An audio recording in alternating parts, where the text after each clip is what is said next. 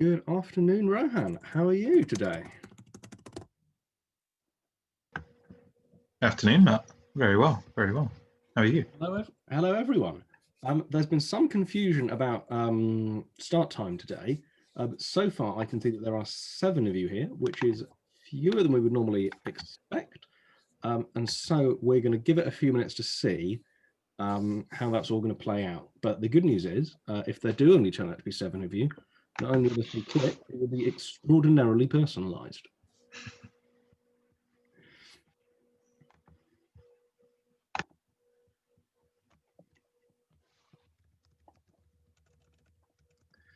So yeah, if you can just bear with us, probably until 10 past. If I can just get, I'll get the slides running.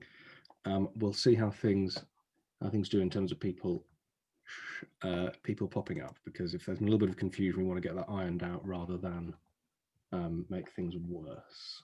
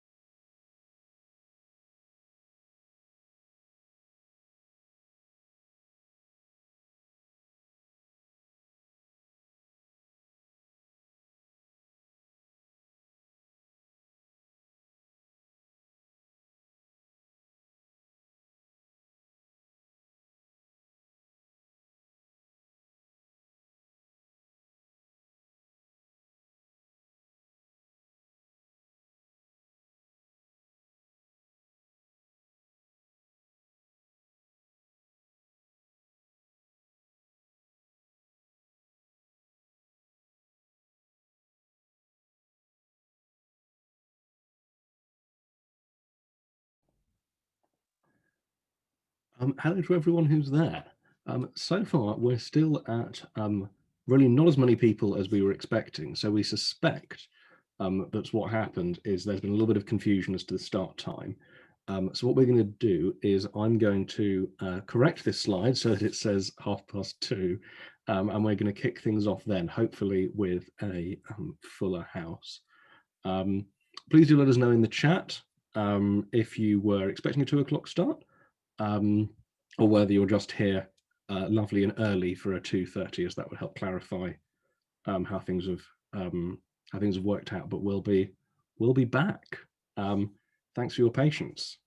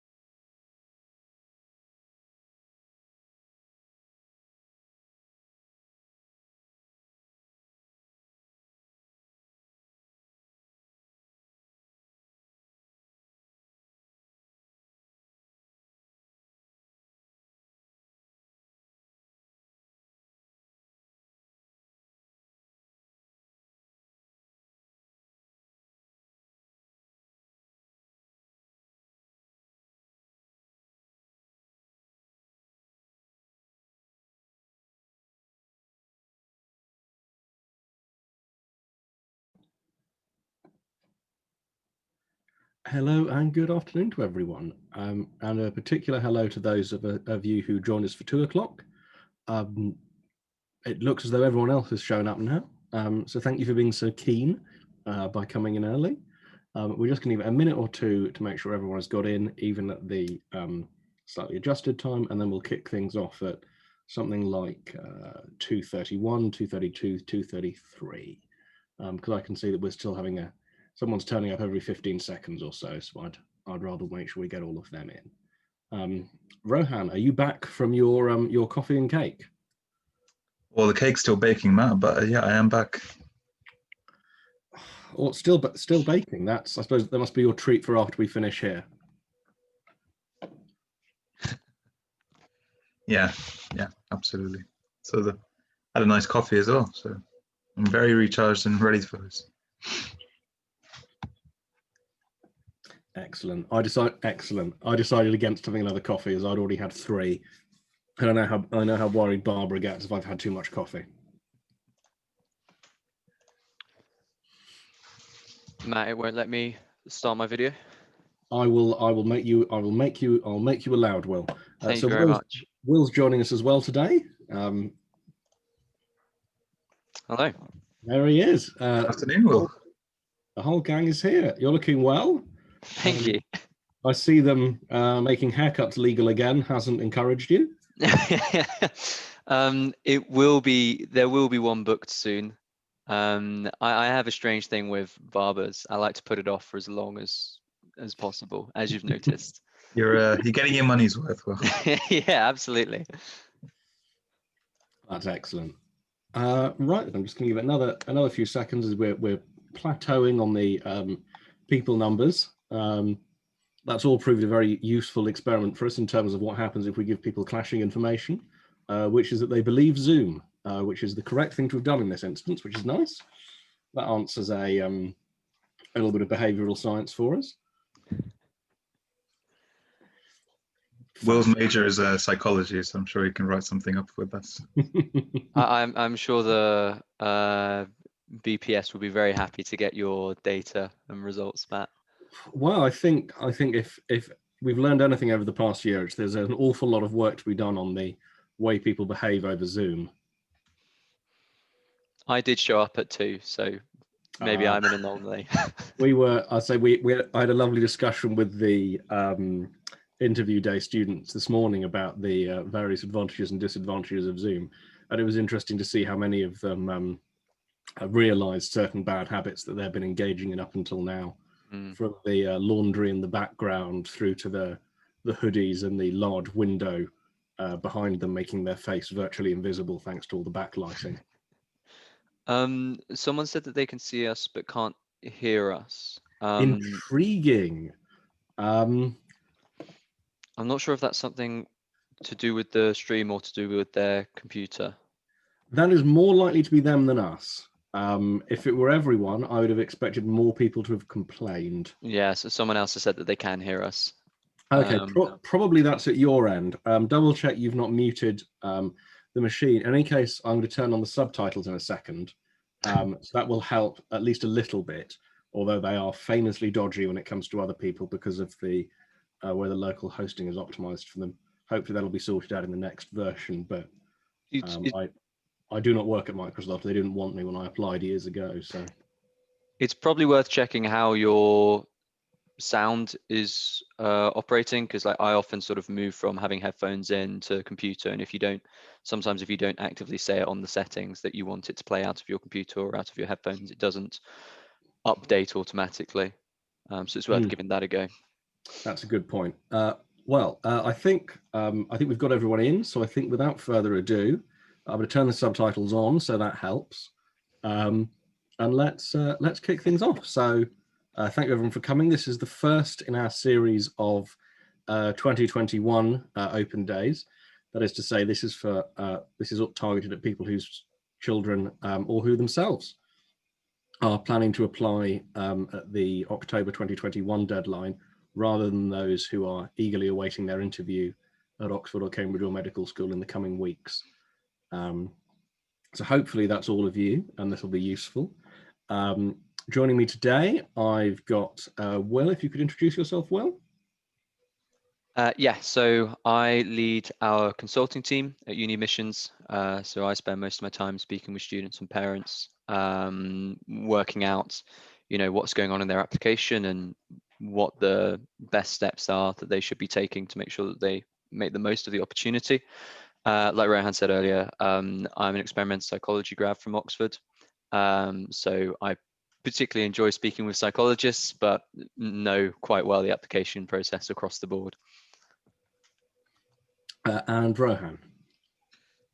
So, hi everyone, my name is Rohan. I am the founder of UniAdmissions. So I started this crazy journey in 2013 and I've seen it grow and blossom into something very special. This year, we've had the privilege of working with more than 300 students. Last year, we got 2/3 of our students into Oxbridge.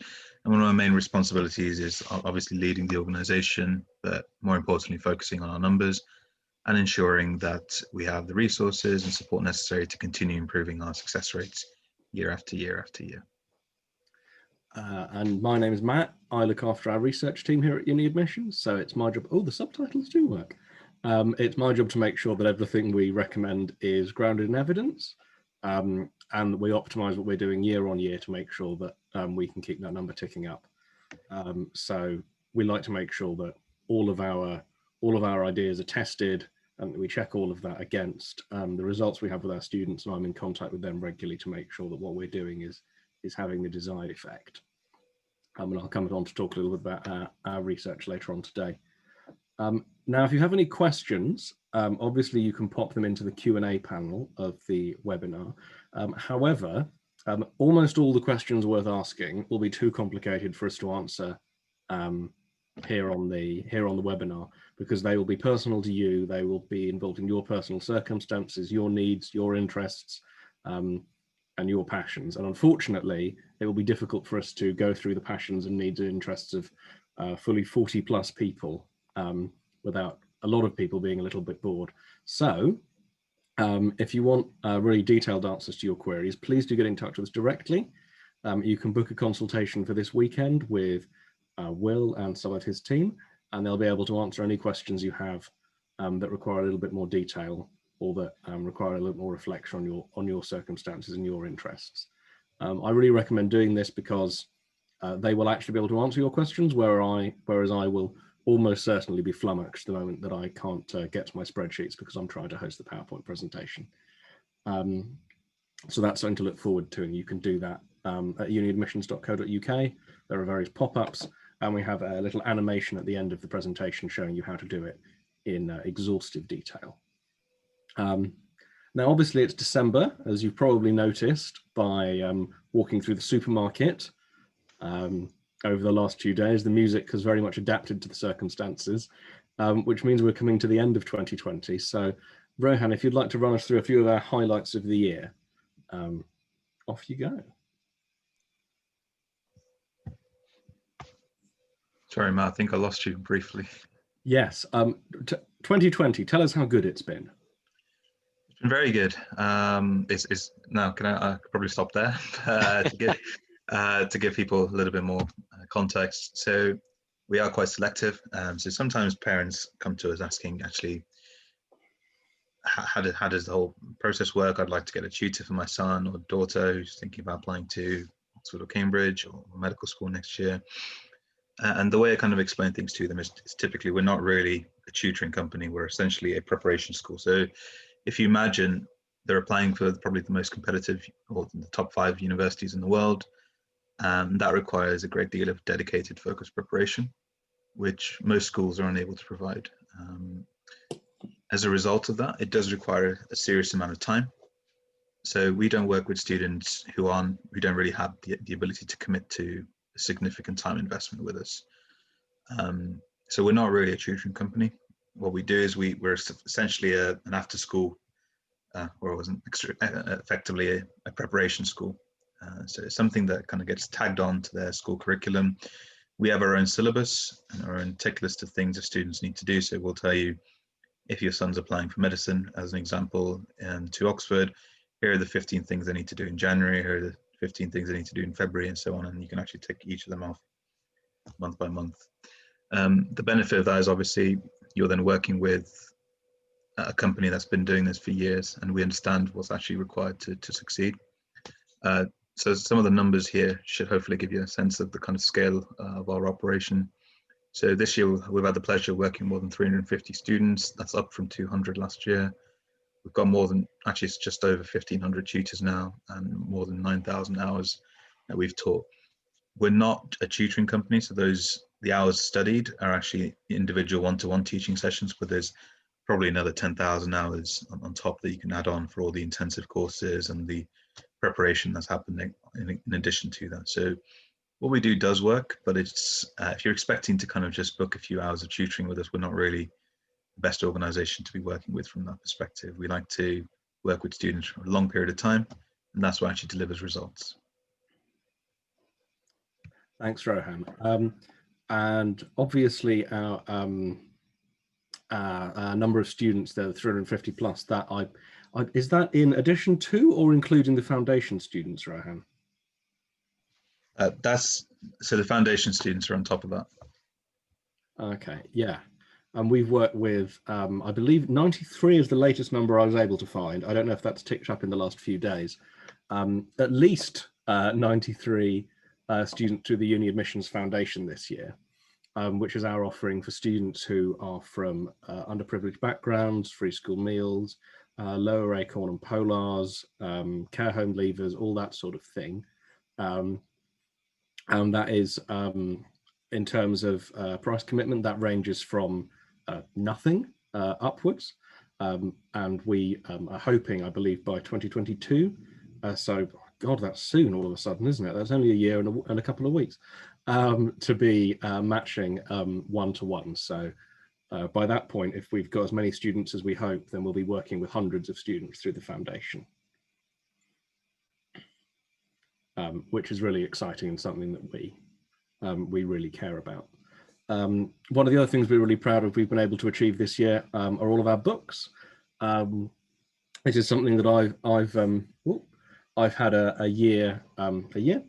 had a role in over the years, and one of the real challenges we encounter each year is making sure that all of our resources for the various admissions tests, for the interviews, that all of this stuff is absolutely up to date. And it's a heck of a challenge getting it done, but we manage it each year. And so we really recommend these if you're joining us on our programs or otherwise. And our range of books is expanding year on year. It's terrifying to me the number of books Rohan has written. I myself have written but one book, and it's much shorter than any of the ones he's done. So if you're interested in any of the topics that those are covered, you should get hold of those, and those are of course provided as part of all of our programs. There is really no risk if you sign on with us of you running out of books to read or questions to answer. It's frankly terrifying. Rohan, did you have anything to add on the books front? No, I think that the key thing to remember is obviously the books are essential, but in order to make yourself stand out, just remember that you need to go above and beyond what's available. So if you're applying to the most competitive universities in the world, which typically accept one in 6 applicants, you need to do something that the other 5 people per place aren't going to be doing. So to be in the top 10%, you need to do something that the other 90% of students aren't doing. And so the books are a great starting point, but they're not by no means necessary, but they're also by no means sufficient on their own. Yes, necessary but sufficient conditions. It's dragging me all the way back to GCSE. A terrifying thought. I thought I'd left that behind nearly 20 years ago. So that's a lot of the work we've done this year that we're particularly proud of. I wanted to talk very briefly about myself and my work, just so that Rohan stays impressed with me. So over in the research team this year, we're continually making sure that what we do is really supported by the evidence. So among our highlights this year, we weren't able to go to any open days, of course, because there weren't any because of the famous virus. I spent several days on Zoom, making sure that I was in every single one of the Oxford and Cambridge open day Zoom sessions to make sure we weren't missing out on any new information about the process. That included opening up new sources of freedom of information data. So we have a really interesting archive of data that I study around how the decisions are made, that really helps us inform students as to how well they're progressing and how their applicant profile works, which is something you can speak about in our consultations with Will. He has all of that at his fingertips. It's how we update all of our resources in the books and elsewhere. And it's also allowed us to provide really targeted help for those exams like the BMAT that moved onto computers, or for the interviews themselves this year, which are taking place over Zoom and Microsoft Teams. So making sure that our students have all of the latest research and skills at hand to really excel in those. So that research includes things like this, which is a statistical breakdown of GCSE scores for Cambridge applicants, which I know is something that parents are always really interested to know, to see if they're on target, so to speak. Again, this is something you can talk to us about directly, because these numbers are a gross simplification, as with all averages. And this is also where I like to drop in my favorite little video clip that I was able to gather from the open days, which is a lovely little nugget from Philip Knox, one of the admissions tutors for English, reassuring you that if your son or daughter hasn't done the Gold Duke of Edinburgh, it's really nothing to worry about. I suppose if you are extremely interested and excited by things that are not related to the subject of English, like sport or music or something like that, that's great. But we're probably not that interested actually in that element of your well-rounded self. I always like to drop that in here, because you speak to a lot of parents, particularly those who've had an engagement with the US system, who are concerned that because their children aren't the CEOs of charities or holders of multiple patents, that they won't get a look in at Oxford or Cambridge, and that couldn't be further from the truth. It sounds simplistic and obvious when you say it, but if you want to study maths at Cambridge, the trick is to be really good at maths, and that's really all there is to it. Which I imagine is a relief, unless you're no good at maths like me, in which case it's not much help, but then again, I wouldn't have applied for maths. One of the other things we've been able to do this year that I'm really proud of is through our statistical work, which is something that's been a big area of growth for me personally, has been to improve our analysis of the various exams. So one of the things we've been able to do this year is make what we hope will turn out to be fairly accurate projections about BMAT scores. So we know the average score for the BMAT this year. We also know, thanks to UCL, who are very generous with this data, the average score of a UCL applicant. This is all for BMAT section 1. And we're able to then, using past data and a little regression that I finally learned how to do, project out what we think will be the average offer score for BMAT section 1 for UCL applicants. Obviously, we don't know for certain, because among other things, they haven't decided. This is what we think will happen, and it will be really helpful to us to calibrate back against this later, and we hope that's useful for anyone who's thinking about this. Just sort of a taste of the emphasis on data that we've put in. It's not just, round up some tutors who go to the university and see what they think. It's real hard work that we get on with, and I have to learn how to do all these statistical techniques, which well, I enjoy it, but I appreciate it wouldn't be for everyone. Which brings us, since we're in the graph section, so to speak, to the pie chart, Rohan's favorite part of the presentation. And I realized that I very thoughtfully coordinated the, oh no, I haven't. Oh, I should have got the little markers in orange so that it lined up with the colors in the pie chart, Rohan. That would look lovely. Anyway, let's move on to that. Rohan, tell us about the famous pie chart. Thanks, Matt. I'm curious to see what you had planned now. I'll have to wait till the next one for this. So every year we get lots of parents and students coming to us and saying, well, which is the most important part of my application? What exactly am I going to be judged on? Now, the first thing to say before we go into any detail is the exact course and the university that you apply to will ultimately have a very specific algorithm by which they judge your application. However, this pie chart actually can be grossly applied to pretty much every Oxbridge course. There are certain notable exceptions, which we'll come on to, but what I like to do, and this is as clearly as we can put it, is if you think of the chart split into 4 sections, 3 of which are equal, 1 is very small, and essentially it's 30% for 3 sections and 10% for each. So the first segment is the exam grades, and this is essentially your GCSE results. The second section is the admissions test. So whatever you go on to do in the Oxbridge admissions test, BMAT, TSA, LNAT, ENGA, ECA, and so on. And the final part is the interview score. The only bit that we've not really covered is everything else. and I mean that in the sense that actually that's a minority segment. So students often tend to really get worked up about the things like their personal statement and school reference, or any intangibles, like if they play rugby at a school level, if they're head girl, for instance. All of those are important, but actually by far the most important thing are the three other things that are kind of shown in this pie chart.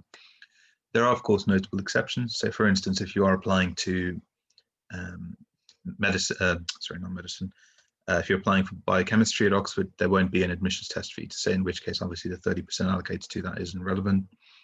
If you're applying to Oxford for medical school, they do place a much heavier emphasis on GCSEs than, for instance, Cambridge do. However, in general, the pie chart really is a good standing block, and actually should hopefully clear things up.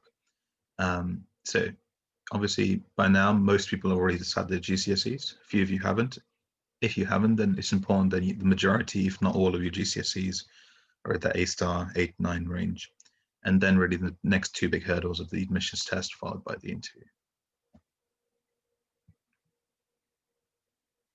Fab. Thanks, Rohan.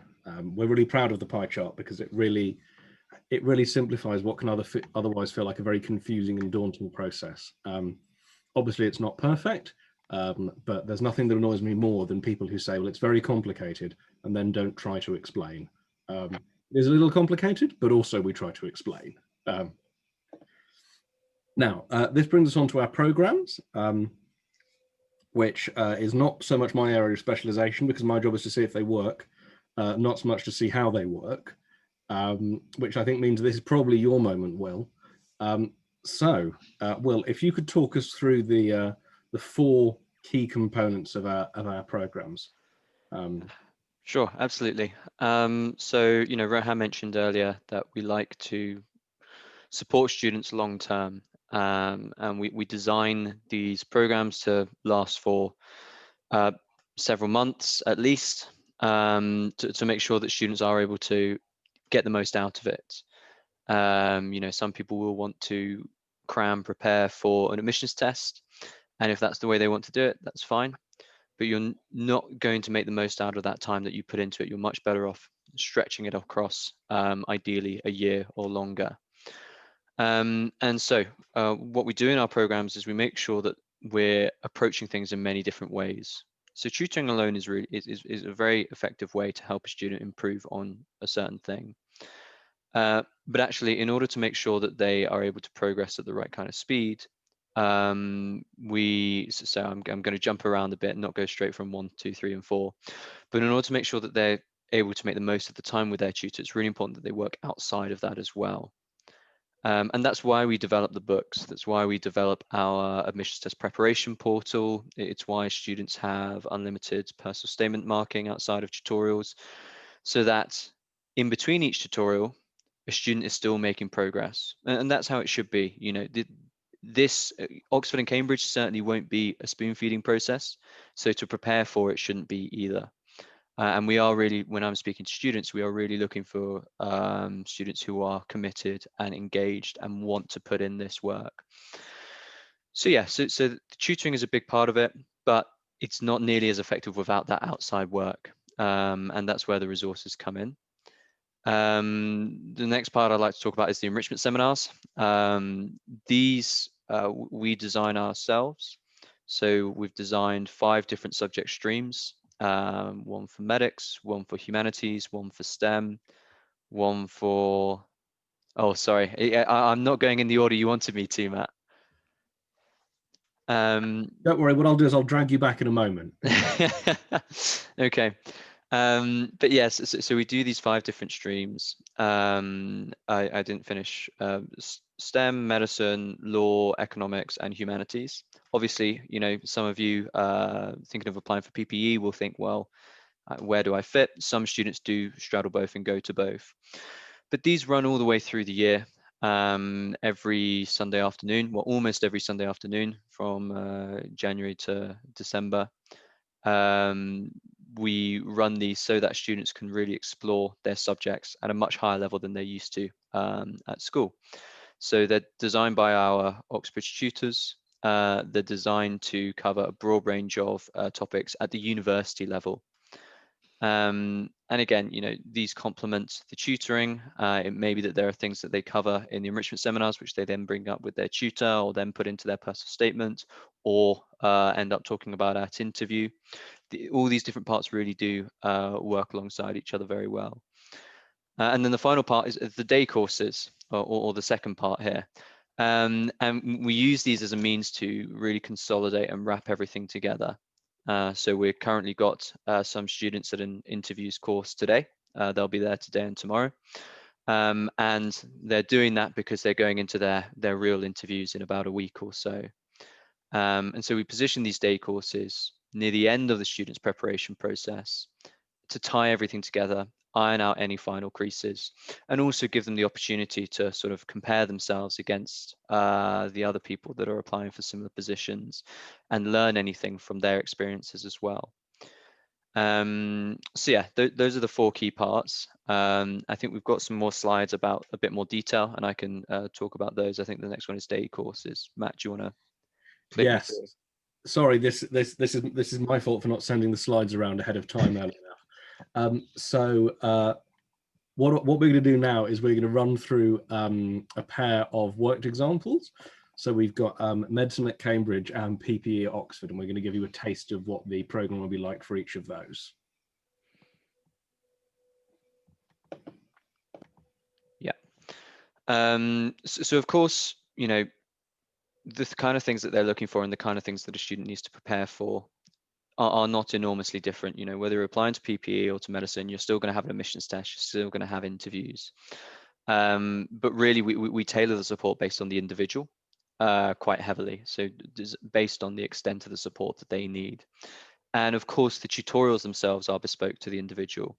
So the student applying for medicine might, might have their first few hours on the BMAT, do some work outside of it with the materials as well. And they might find that they're progressing really, really quickly and the tutor's impressed. There's not as much point spending lots and lots of hours on things that students are doing really well on already, but they might find that their interviews is something that they really struggle with. So their tutor is going to make sure that they're allocating the time accordingly. Meanwhile, our PPE student might really struggle with the TSA. And in which case the tutor needs to be able to make sure that the time is allocated accordingly.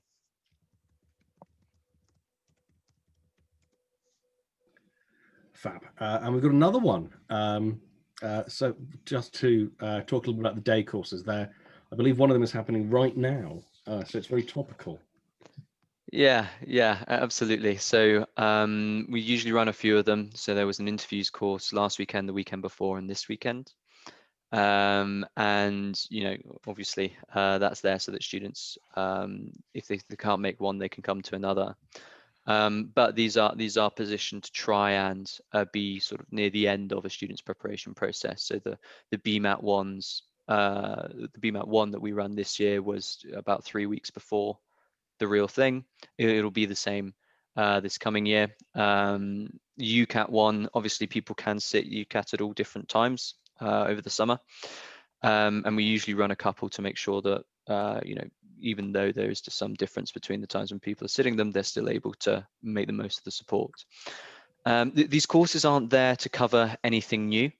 It'd be quite strange for us to hold some secrets back until right at the end. But it's really there to make sure that, the BMAT might be something that student worked really hard on in the first few months of the year, then focused on UCAT for a bit, focused on other parts. It's there to make sure that if it's something that hasn't been given a huge amount of attention recently, then you're able to focus on it intensively. Also, if there are any lingering issues, maybe someone's really struggled with the UCAT timing and it's something they've worked on with their tutor, but it was never as perfect as they'd wanted it to be. The day course is the opportunity to really focus on it, and if it's not sorted by the end of it, you've got a couple weeks to make sure that any final issues are solved and dealt with your tutor. The day courses will vary depending on the test that you have. Rohan used the example of I think it was biochemistry or chemistry at Oxford, they don't have an admissions test. So naturally the support varies accordingly, and the courses vary accordingly. And what we also do usually each year is what we call booster courses. And this is basically to help for any specific part. So to give you an example, we do a maths booster course. And that's really there for anyone who maybe doesn't do maths as an A level, but there is a maths component in their admissions test. Or they do maths as an A level, but they're just not so confident. And then that's really there to make sure that that side of things is covered.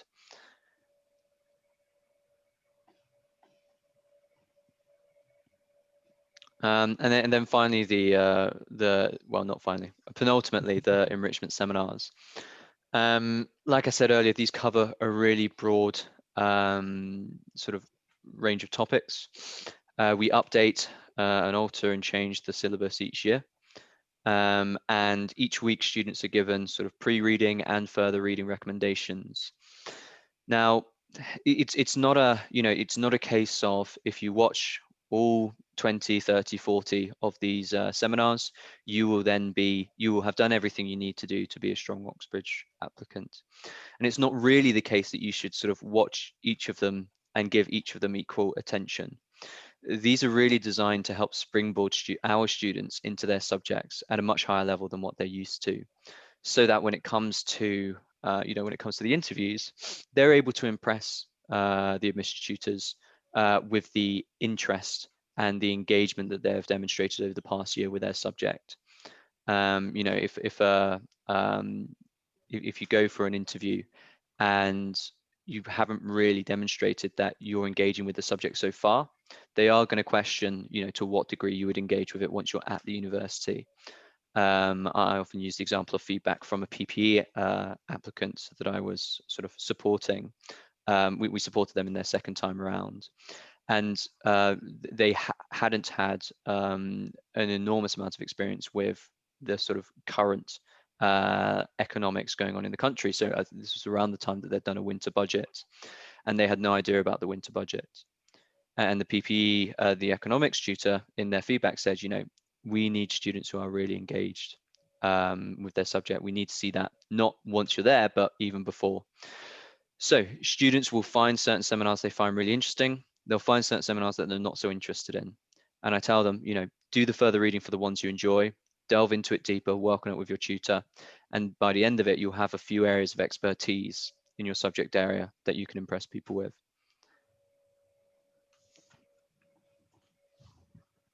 And then finally, the resources. We've talked about the books a little bit already, but we complement that with a preparation portal that we've designed and made ourselves, as well as a number of pre-recorded online courses. And those are really helpful to get the students sort of into what the test is, what to expect, that kind of thing. So for example, the BMAT Academy, they'd be taking you through the different sections and the kind of questions to expect and what kind of things you need to know. It's really helpful to do before you start doing practice questions, mock papers. These are there for the student to access all the way through their program. They'll have virtual copies of pretty much everything, as well as hard copies of the books. And it's really there for the students to make the most of. Their tutors will be setting them homework, so they will be saying, before next week, please do some practice on section 2 of the BMAT, or please do some section 2 TSA essay writing, because those are the areas that you're weakest on at the moment. And then these materials are there to make sure that they have everything they need to carry out that homework. And that pretty much sums it all up. These are very intensive courses. There is a lot to them. I'd expect any hardworking student to be spending upwards of 150, 200 hours on our full comprehensive program. So there is quite a lot to go through. But of course, the point of it all is it's helping students make sure that they are the best applicant that they can be. Fab, thanks, Will. That brings us through. Oh, no, we've had awful trouble with that prep portal video, so I'm going to skip that for the time being. Now, I know that from having a look at the polling, a lot of you here are worrying about interviews rather than applying next year. So this is where we're going to talk very briefly about our interview preparation support.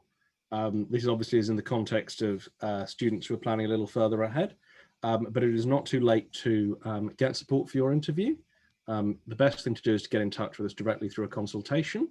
And depending on how intensive the Q&A for parents and students who are applying in 2022 and later, we may even squeeze in a couple of the interview prep slides later on. We're having a bit of a negotiation behind the scenes.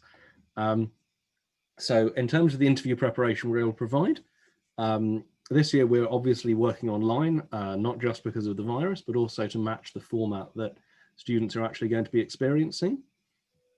And they're working literally at this very moment in groups of 4 to ensure that they get both tutor and peer feedback, which we find is really valuable. Obviously on the day, you're not allowed to watch other people's interviews. That would be creepy and weird. But you learn an enormous amount from seeing what other people do, where they go wrong, what they do right. Learning by imitation is so much easier than trying to learn by reflection. And so these groups of 4 are a really effective learning tool. We make sure that every student has at least 2 interviews, each with a different tutor and someone they've not worked with before, so that they really do get the sense of surprise and distance that you need when you're practicing for one of these interviews where you're going to meet someone who you've never spent time with before. We've also been able to provide specific support for tackling interviews online. That's something I was doing for an hour this morning, really drilling down into the research, giving our students a sense of how best to present themselves on Zoom, practical tips, and really making sure that they can put their best foot forward even when no one can see their feet. And this is a course that's been running over a full weekend instead of just the one day, to make sure that no one experiences too much screen fatigue. And obviously the online format allows us to do certain things that are impossible in person. And one of those is to really extend it and do these larger group sessions and really give our students a breadth of value. Obviously, we're hoping, vaccine permitting, that they'll be back to being in person next year, but that's all yet to be confirmed. And so that's something we can discuss with you when you get in touch with us through consultation. Rohan, would you talk to us a little bit about the classic program, I'm going to call it, because I know that we have a meeting next week to discuss names, as we never got around to giving them names. So what I'm calling the classic program, if you want to just take a moment to walk us through that.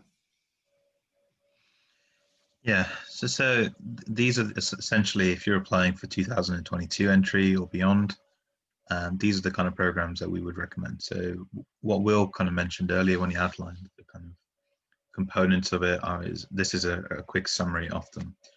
So as Will mentioned, essentially we like to work with students over a protracted period of time, ideally 6 to 12 months. Essentially what that allows us to do is to, 1, make an accurate assessment to ensure that you're on the right track, but 2, also make sure that you do the correct things at the correct time. So for instance, it's important that if you're applying for medicine, as an example, you've done the work experience well in advance of writing your personal statement rather than having to do it concurrently. If you're things like the UCAS or any admissions tests, the preparation starts with it much earlier in the year rather than kind of trying to panic and cram things in. So essentially the program consists of exactly what Will described earlier, which is generally more than 150 hours of study. A lot of that is private study. We'll give you the resources and materials, and we expect you to kind of and we'll give you the kind of curriculum to follow.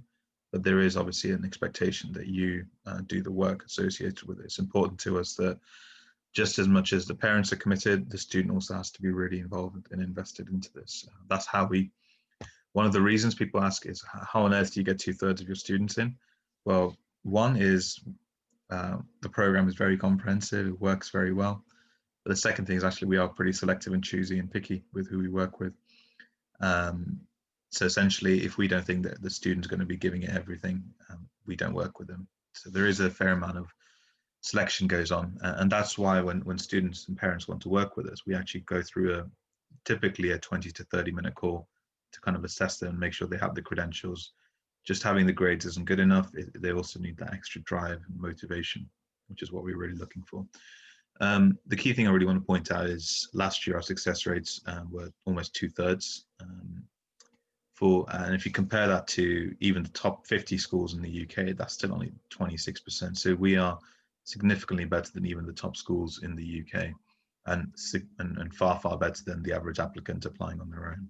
So what we do does work, but of course it does require a great deal of time on your part.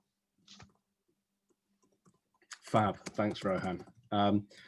Now, for those of you who are planning even further ahead, so these programs are for students who will be starting in the next few weeks and months with the aim of submitting their UCAS application and the personal statement and all of that sort of thing in October of 2021, doing the interviews this time next year, and then starting in October of 2022 or September, depending on the exact university. We also offer programs for students who are planning even further ahead. I have asked Rohan about this for my as yet unborn, indeed unplanned, or even, I haven't even started on it, children, and he said, no, we do not have a prenatal program, but we do go a little bit later than that, which is the Headstart program, which unsurprisingly has our best success rate, because as you would imagine, if you start ahead of time, these things really do pay off.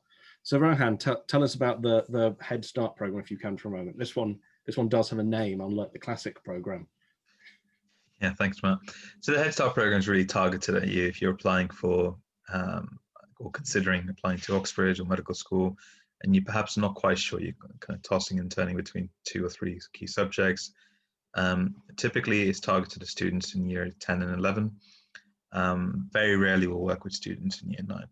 It's a much lighter version, and essentially the idea is that the Headstart pretty much ensures that you stay on track in a much earlier phase. So you still get access to the enrichment seminars that Will mentioned, and instead of kind of having fairly intensive weekly, fortnightly sessions, you only have monthly one-to-one teaching. All that does is it ensures that you stay on track. We cover things like how to learn properly, how to revise for examinations, mindset management, how to build a portfolio, arranging work experience, whereabouts, and which extra reading to cover. So essentially, it's really about profile building and ensuring that when time comes to join the full program, you're in the best position possible. As Matt said, we have some very, very good results with it. Again, it's no secret that the earlier students start preparing, even without us, if they start preparing and take it seriously, they're much more likely to succeed than without, than kind of leaving it till much later. The other thing to mention here is if someone's considering, and we've had a few instances of this where someone's thinking about applying for economics and law, actually the Headstart program allows them to attend the seminars for both streams. So essentially they can get a better understanding of which subject is going to be a better fit for them at university. And that's very invaluable in their kind of application process, because then they can choose, and that helps them decide their future career trajectory, which obviously makes a huge deal of impact when they get to their join the full program itself.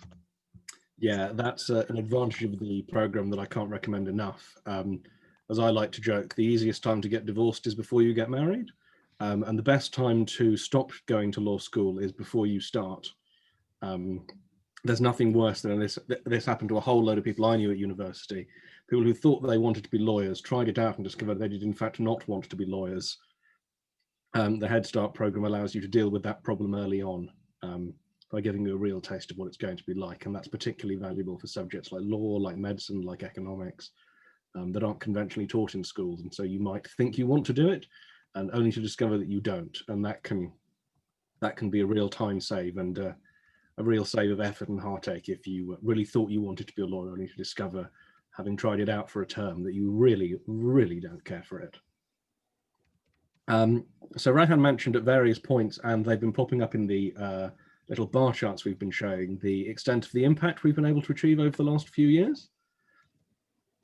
So our macro sort of success rate is that around 18% of people who apply to Oxford and Cambridge each year are successful getting an offer, and that's a UK-wide level.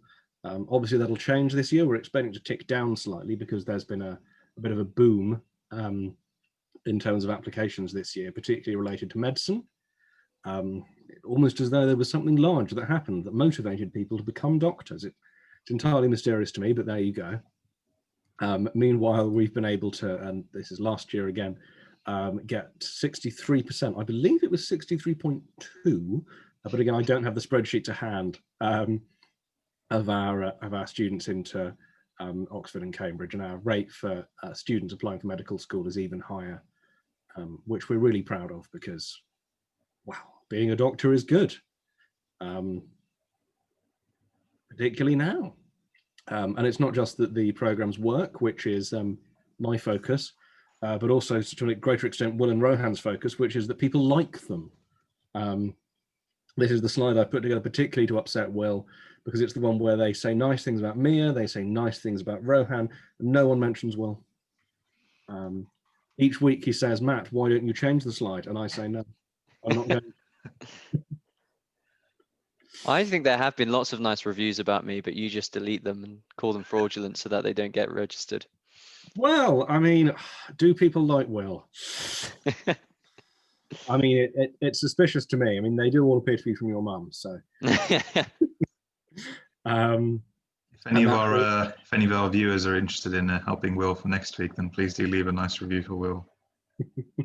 Yes, that would be very helpful. We always appreciate a pleasant review on Trustpilot. Fab. Now this brings us around to the question section, during which I'm going to run a little animation of how to book a consultation. What I also know from looking at the polling is that a substantial number of people are here because they have an interview at Oxford or Cambridge or at medical school coming up. And so what we're going to do is we're going to run through all of the Q&A questions for people who are applying next year first. Then when we're done with those, we're going to let those people leave if they would like, or they can hang about, it's up to them. And then I'm going to jog through some of our interview prep specific slides. We did these last week, but we're going to do them again for the benefit of people who feel that we've not given them as much interview preparation as they might like. And then we'll do interview specific Q&A afterwards, which I appreciate is a slightly elaborate structure. But based on the feedback we heard from the polling, that seems like the fairest and the most efficient way of going about things. So onto the Q&A. So the first question we have is about maths at Cambridge. That doesn't have an admissions test before offers are sent out. So maths at Cambridge is a really interesting instance. Now there are a lot of courses where they will give out more offers than there are places, and this happens in every course. As there is a baseline assumption that some students won't quite manage to achieve the A-level results that they're hoped for. Now with maths, this is slightly exaggerated at Cambridge because they give you the offer and it then becomes conditional on how will you do in the step. Now I've never tried the step because I didn't do very well in maths A-level to begin with. And the step requirements vary by college as well, making things even more complicated. I actually took the step, and I can, with first-hand experience, I can say it's an incredibly difficult test, so it shouldn't be taken lightly. Yeah, so this is an example again of where unfortunately for the student in some respects, the admissions test requirements and the subject align slightly too well. So if you want to do maths at Cambridge, you have to demonstrate that you're really very, very good at maths, and you have to do it again. So this is a really good example of when it's worth getting in touch with us directly so we can help out with the process in more detail. As one of the things we are able to offer is not just preparation for the interview and the application process, the personal statement, and the relevant test, the CTMUA, I think it is in that instance, but also if after you've got that far, we're more than happy to set you up with tutoring step. I believe we still have a couple of PhD mathematicians on the staff. And so if you want someone who is really good at maths to help you out there, that's something we can help you with. Not me though. I wouldn't say I was bad. I was perfectly happy with my B at A-level, but not that good. But as I said, maths at Cambridge is something of a special instance. We've got a question about the interview rate for Cambridge. So Cambridge interview roughly 70% of students across all subjects, and that goes up to close to 90 for medicine. This is a big difference from Oxford. If you'd like to chip in here, Rohan? Yeah, Oxford's very aggressive with their interviewing. So they've only, well, Historically, they only interview about 420 odd students, which generally equates to about 20%. This year, it's actually been a little bit less. The intricacies just to push that there for a second. For medicine specifically, we're talking here, the interview rate varies quite a lot from subject to subject for Oxford. Ah, yes, it's just my standard to go to medicine, I suppose. Across all the subjects, generally depends on the college, but generally Cambridge will do 70% plus students. Some colleges will even do 100% of eligible applicants. Oxford tends to be quite a lot more conservative, around 40% or so. But again, depends on the exact subjects. Some are interviewed far less, like medicine. Yeah, from memory, it ranges from as high as 93% for chemistry last year at Oxford, all the way down to 11% for computer science. So if you're interested in your ranges, that's 86 out of the 100 percentage points they're using. So it is really worth getting in touch and asking, as that's something we can help out with. Although always remember, ultimately, they're not going to interview either 11% of you or 93% of you. They're either going to interview you or not. And so it's not worth getting too wrapped up in these statistics at population levels, because ultimately you are but one applicant. So please do keep your questions coming in. The one thing I should probably mention, Matt, is we are extremely busy right now for 2021 entry applicants. So if you are looking to work with us and get some last minute interview preparation, then really the only option for you is to actually call us pretty much as soon as possible, rather than book a consultation. That's the quickest way for us to get through, because we do have a fair amount of waiting list on our consultation team. If you're applying for 2022 entry or beyond, then yeah, please do book in the consult. We'll get back to you next week. But yes, it's the crucial moment over the next couple of weeks, 10 days, which is the theme of one of the next questions. When will we be invited for interview? So this is the best time of year to ask us, because it's happening right now. So for the most part, students for being interviewed for Cambridge got their invitations last week, I believe. Yep, they're nodding. And Oxford, it's been a lot of them this week. So what tends to happen is you'll get your invitation around 2 weeks to a week beforehand. I think they've been a little bit later this year, because it can be a lot shorter. 5 to 10 days is what I've been seeing most commonly. So it is very last minute, and particularly for people for next year. You can avoid the situation of getting your interview and then trying to prepare over 5 days by preparing well in advance. Yeah, it's a common mistake that people think that you can figure it out at the last minute. But if you think of it, an analogy I like to draw is the analogy of dieting. If you realize that you need to make weight for a boxing match or something, and you decide to do it 3 days before, it's a little bit late to get down to that weight. You want to be planning ahead for this sort of thing. And again, the skills associated with the interview, the soft skills, the inquisitiveness, the self-expression, all of these are things that take time to develop.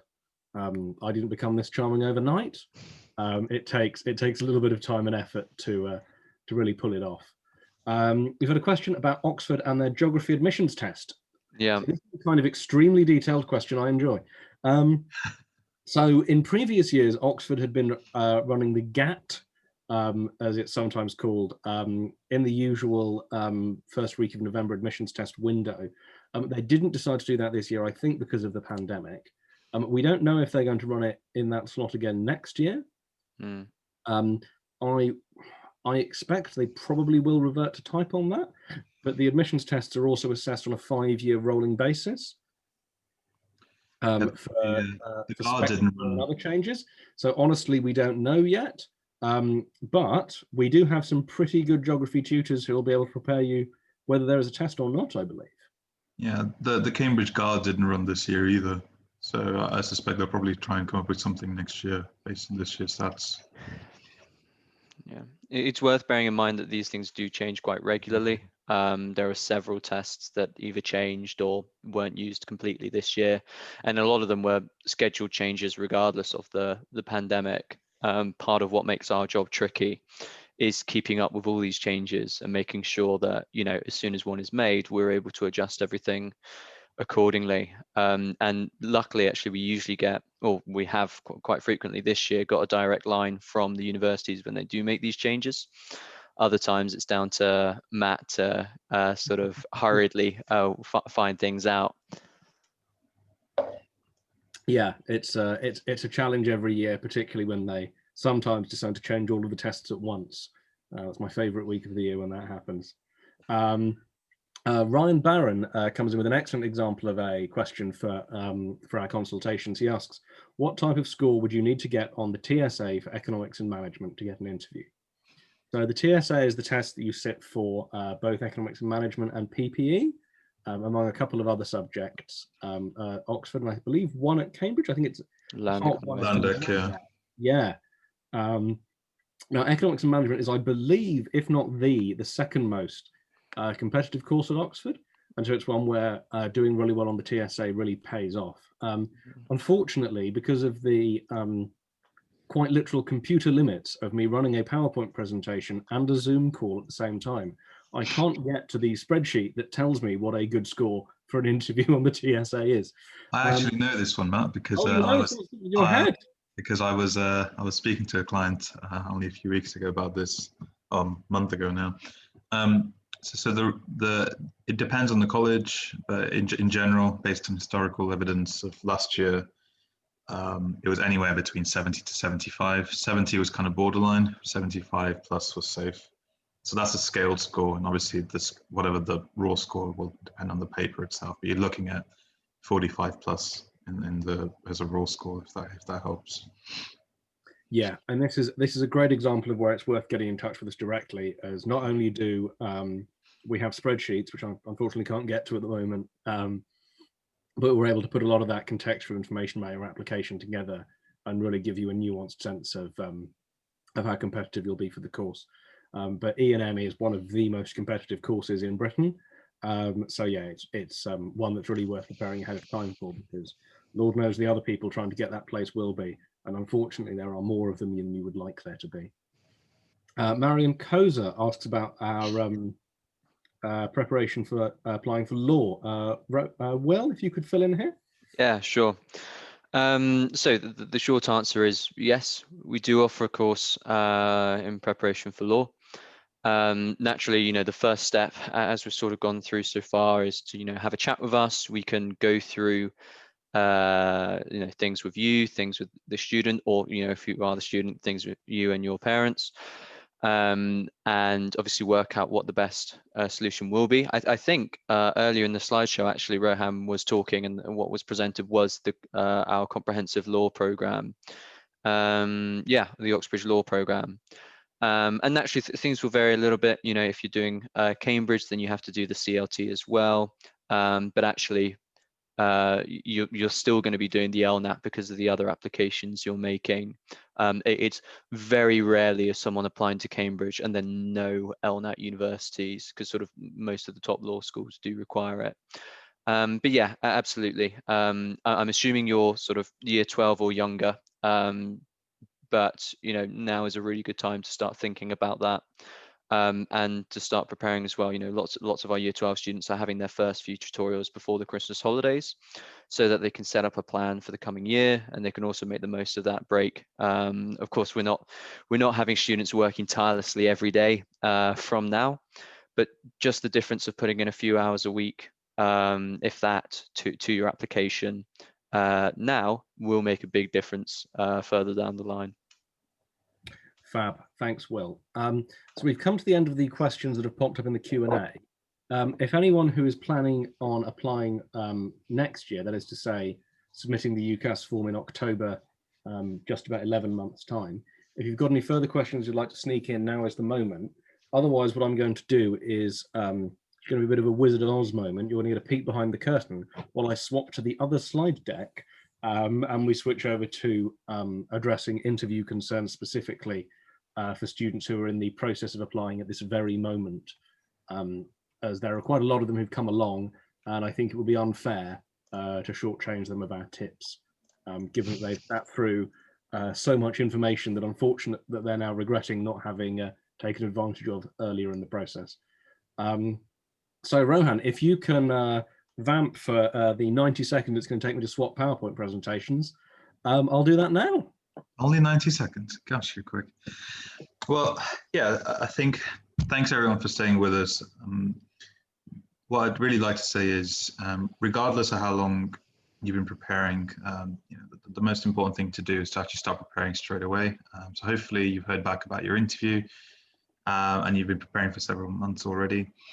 To make sure you do the basics in that time. So that means get a copy of an interview book, or get at least a list of interview questions, revise your A-levels so that you're ready going into them. Lots of students make the mistake of actually going through and trying to learn excessive levels of detail. And I was guilty of this as well when I applied. Actually, what will generally be examined in interviews and your admissions test is not obscure knowledge. It's typically an application of knowledge that you already possess. And essentially what they're looking to do is to see how far they can take it. So Matt, I think we're now going into the interview segment part. So is it time to wave goodbye to our 2022 applicants? Yes, so for those of you who are planning ahead, which I strongly recommend both in this instance and in life, you can save a lot of money on train tickets this way, I've noticed, which is a source of eternal frustration to me because I never remember to. Yes, if you're planning to apply next year, which is to say you haven't written your personal statement yet, you haven't filled out your UCAS form, and you're planning to do it in October of next year, after the vaccine, after the Olympics, after all of those sorts of things, we're going to now be moving on to some slightly more detailed information about the interviews for students who are applying this year. You're welcome to stick around, but this is going to be a little bit more granular for those students who are going through that process at this very moment. So as I say, more than welcome to stick around, but you're going to get to hear this time next year anyway, so it's just a case of whether you'd like to know the ending before you've started the movie or not. Fab. All right then. Hopefully these slides are working. And yes, please keep your questions coming in. It is easiest for us if you bank them up while we're doing the slides, because that way there is a set of them for us to answer when we get out of them. So back to interviews. Will you be invited to interview?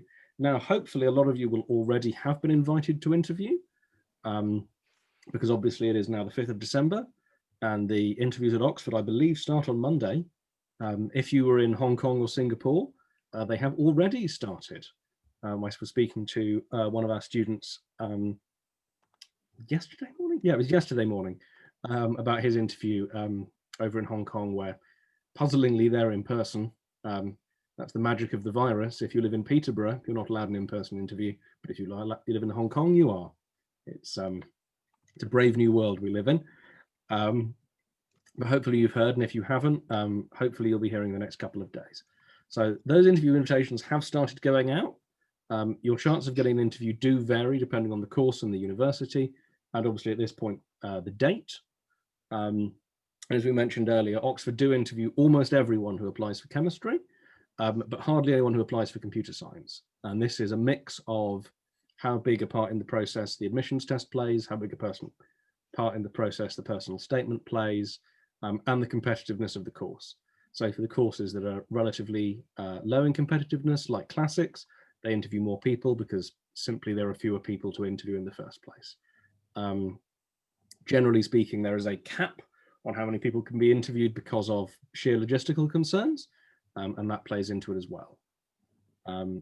Now, as Rohan mentioned earlier, at Cambridge, they interview pretty much everyone who applies for medicine. Although I believe that number has been a little bit lower this year, Rohan. Yeah, absolutely. We're not quite sure why yet. They seem to be a little bit more picky and choosy with their students, perhaps due to the noise caused by the BMAT. Yeah, and that's one of the various problems caused by the virus. We also know the number of applications for medicine has gone up a fair bit.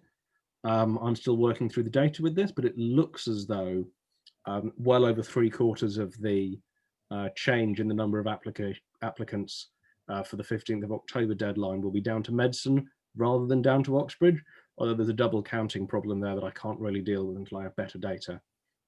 But it looks as though the number of applicants for medicine at Oxford, for example, has gone up by 300 or 400 people compared with last year. despite us being at the bottom end of a demographic slump in 18-year-olds. So if anything, that number should, mutatis mutandis, have gone down a tiny bit. But this is the kind of detail that we had in the BMAT presentation last week that Rohan was bored by then, so I should stop. Oxford, by contrast, only interview around a quarter of the people who apply for medicine. This year it's almost exactly 20%, and that's because they use the BMAT more aggressively. The good news is, if you've got an Oxford medicine interview, your chances of that interview converting into a place are much higher. On the other hand, if you've got a Cambridge medicine interview, chances are there's a good chance that you've scraped through with a less good BMAT score and you're still very much in the game. So it really depends how you expect to do on the BMAT, or have done on the BMAT, or your GCSEs, or all sorts of other factors. Again, this is something we encourage people to get in touch with us directly about, but if you've got the interview next week, it's a bit late. So don't worry about that when it comes to trying to making those nuances. And again, all of this data, because Cambridge don't routinely provide interview data to us, which is frustrating, and that's because they interview around 70% of applicants, and so there are fairly complicated privacy concerns associated with interview data, which is frustrating for me, but ultimately it all gets very inside baseball at that point. So the interviews themselves, they're all online, unless you're in Hong Kong for some reason. Oxford are doing them using Microsoft Teams. Cambridge, meanwhile, are using Zoom and a platform called Whereby, which I haven't tried yet, but I believe has some kind of whiteboard capacity built into it. The Oxford interviews, those start on Monday. So if you have one on Monday, good luck. And they're running for the 2 weeks through till the 21st of December, at which point Oxford disappears for Christmas. The Cambridge interviews, I believe, Will, have these already started for Cambridge? Yeah, so first interview that I knew of was 30th of November. So yeah, Cambridge has been interviewing for a little while now, but they're still running, so they'll still be running through next week. I don't think they'll be running much beyond that. So yeah, Cambridge always run things a little bit earlier than Oxford do, but both of them are reliably bad at giving people notice about whether or not they have an interview. So yeah, and I believe Cambridge are also interviewing over weekends as well. So there are some students doing real interviews sort of today and tomorrow. Yeah, the whole process has been a little bit disrupted by the virus. I have a good friend who works at Oxford in the admissions process, and I can assure you no one there is enjoying this new setup. And so they're finding it as stressful and difficult as you are, if that's any comfort. As we know, the Oxford and Cambridge interviews, they run at roughly the same time. This is one of the great advantages of you only being allowed to apply to the one or the other. And if you're applying to other universities, Imperial, UCL, King's, to study medicine, those interviews are, I believe, a very small number of them have started, but those are principally running through from after Christmas all the way through until March. Because I know that since the BMAT results only came out Friday week, they are still working through all of that information, making shortlisting decisions at those universities. So, and I know that there's, and this is something we we'll discuss a little bit in the how interviews works in the next slide. Sorry, getting ahead of myself. So how do the interviews work? So the interviews themselves, Oxford and Cambridge, the interview is much more structured than you might think. Back in the day, some of the older faculty members, they would do wacky things, they would ask strange questions. That really doesn't go on anymore. The whole thing has been made much more standardized and ultimately much fairer. All of the interviews are graded at the same day. All of that data gets audited internally. If something weird happens, one of the interviewers gives you 5 out of 10, the other one gives you 10 out of 10. These things are looked into. The whole process is taken unbelievably seriously internally. And so you don't have to worry about someone sitting across from you and going, tell me about the banana. It's not going to happen. If there is a slightly strange question that, you know, pops up in a silly newspaper piece, it'll be because it was the logical conclusion of a line of questioning. I believe one of these happened to you, Rohan, in your personal experience.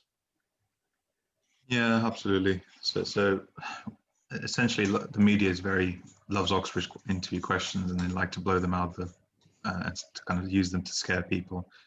And very rarely will you be asked, as Matt said, questions about purely knowledge based that don't really test any application. So common stories I've heard are things like, what's the level of magnesium in the body for a medical applicant?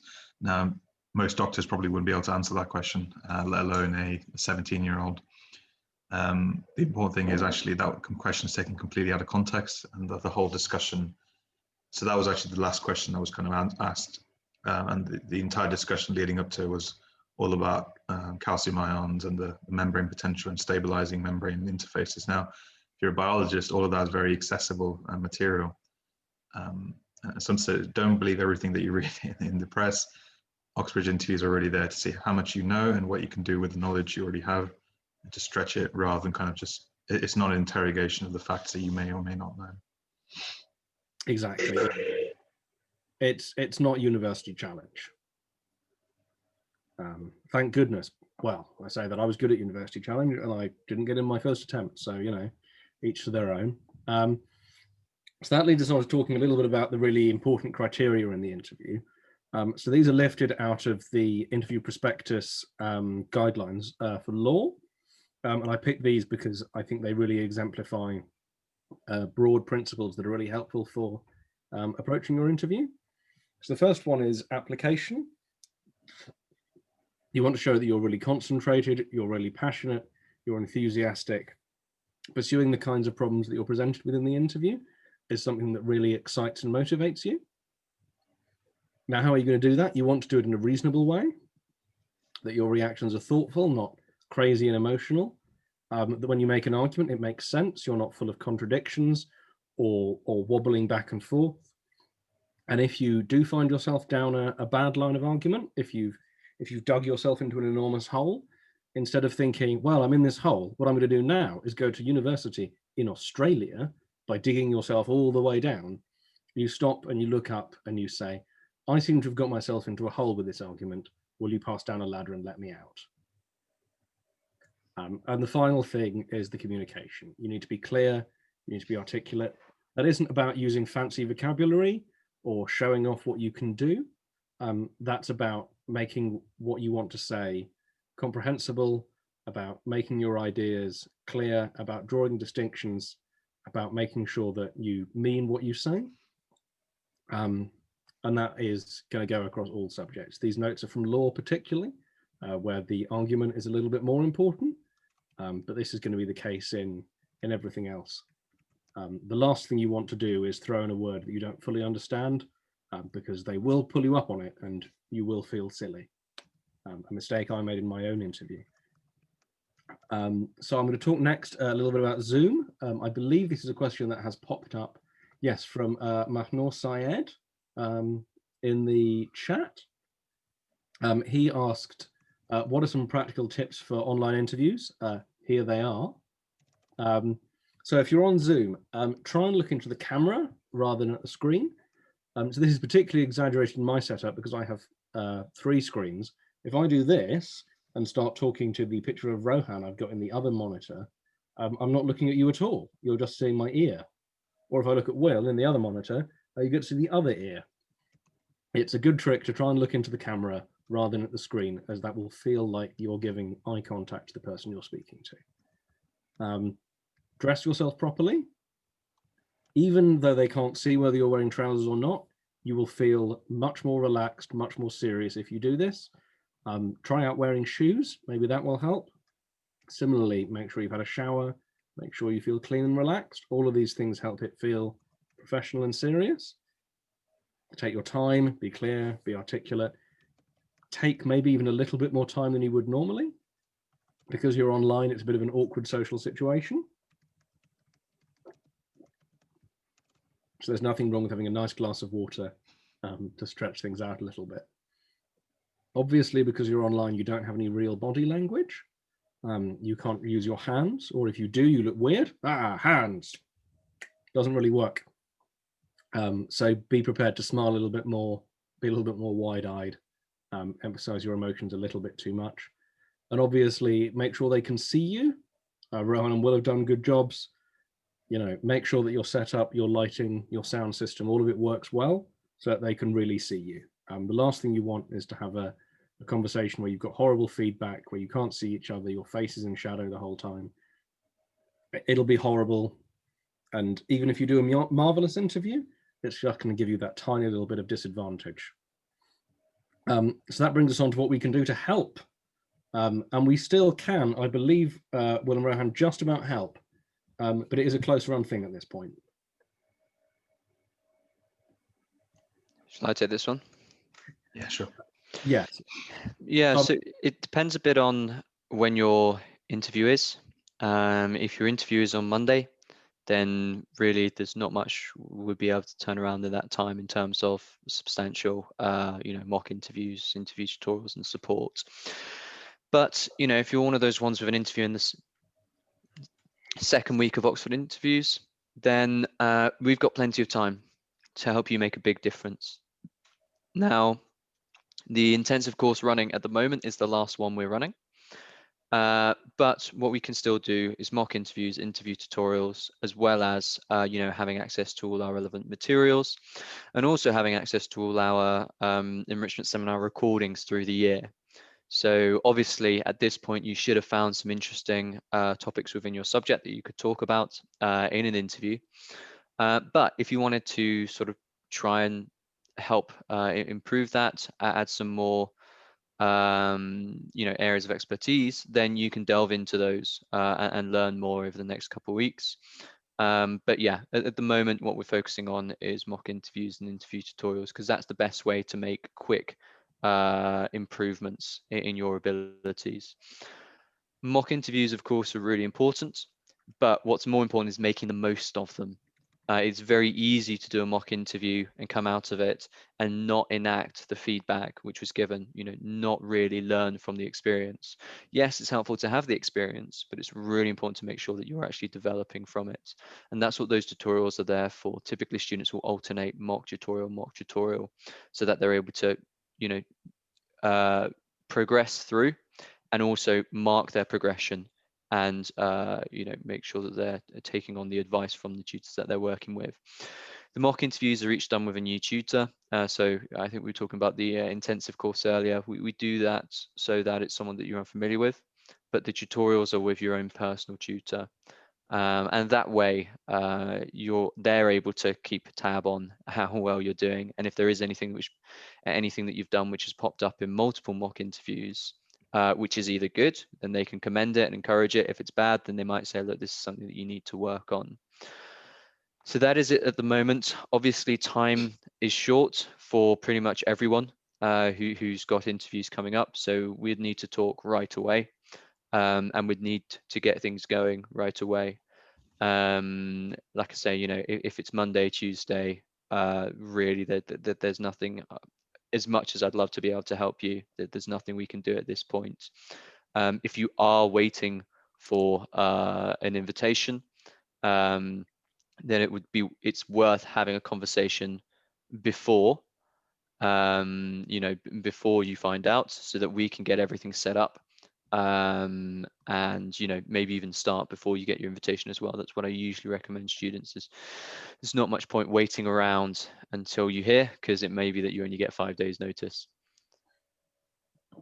Exactly. As I said earlier, I like to think of it in terms of boxing. If you only discover that you've made the fight a few days beforehand, it's much too late for you to try and make the fighting wait.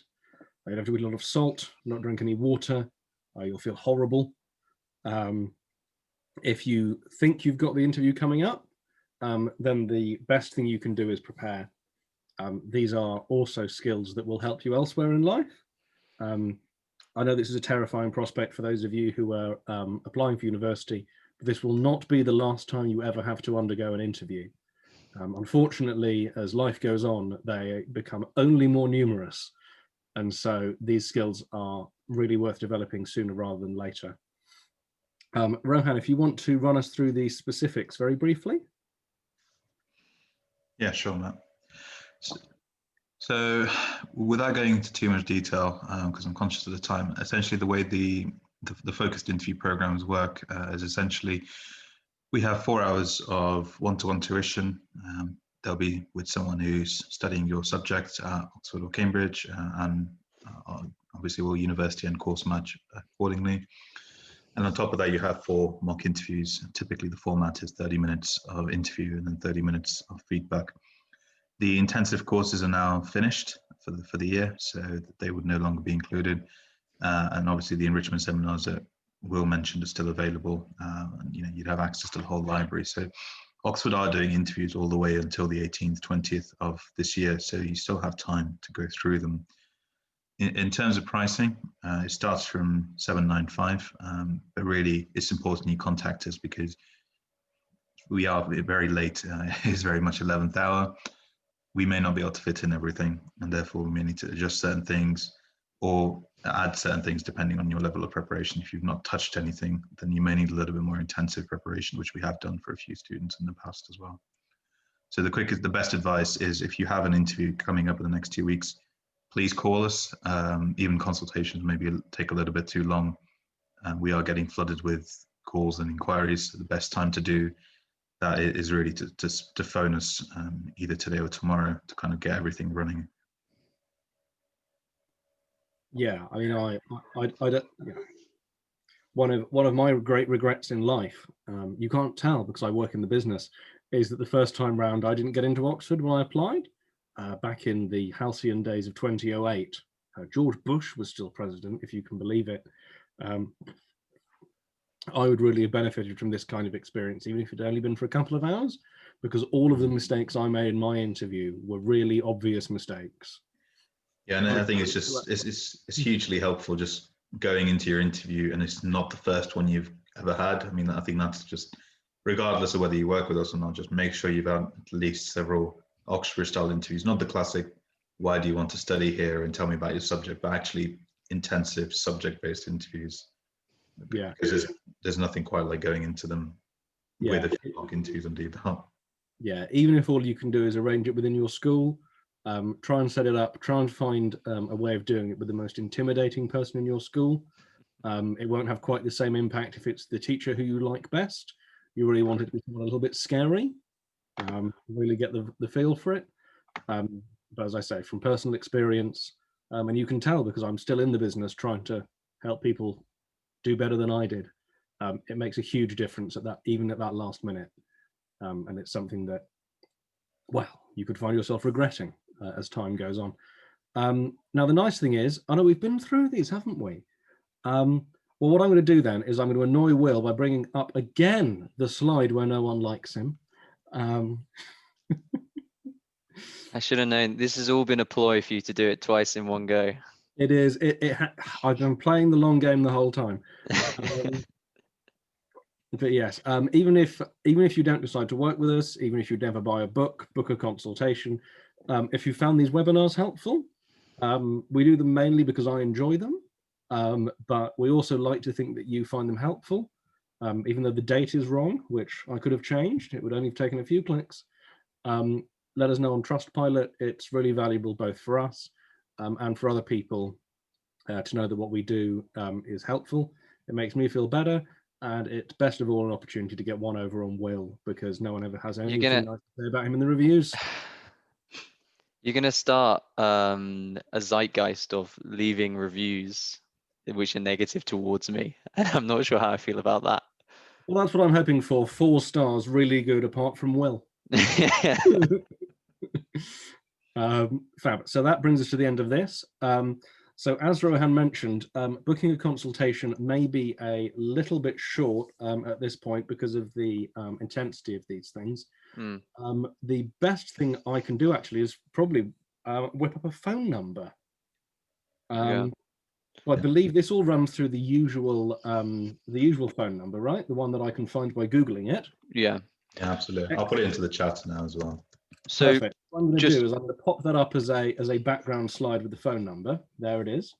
A note on calling us, just briefly. There are a number of my team working this evening, but as we've said already, we are very busy, and there is all likelihood that if you give us a call, we might all just be speaking with other students. We will do our best to call you back as soon as possible. Do feel free to sort of call us back 20 minutes later. But we are working through things as quickly as we can.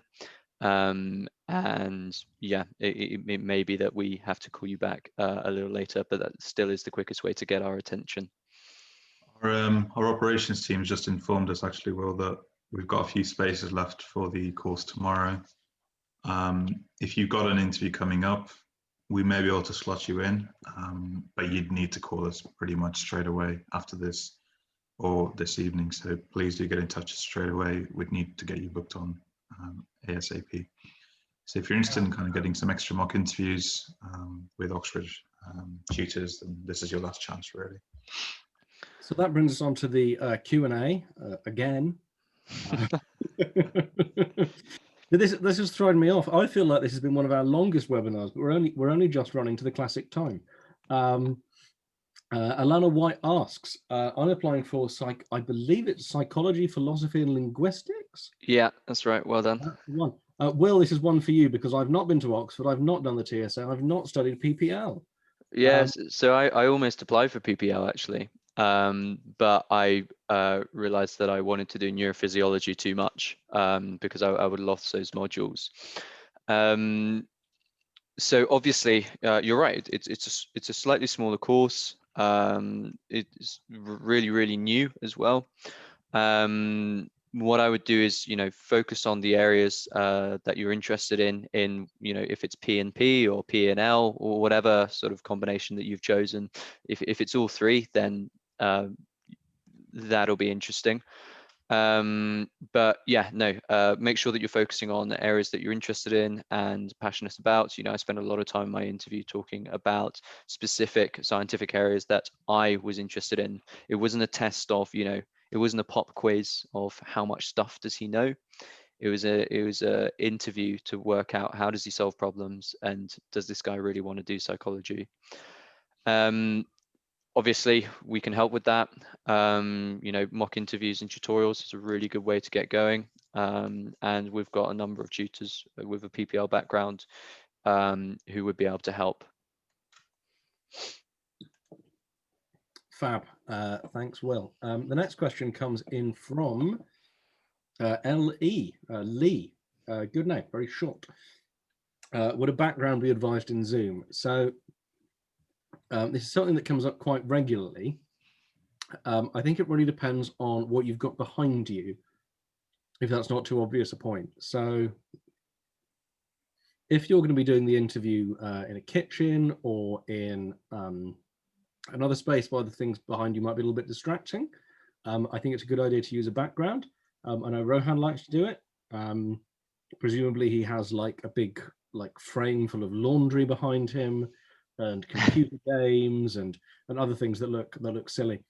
I just like the logo next to me, that's all. It really varies depending on what you've got sitting behind you.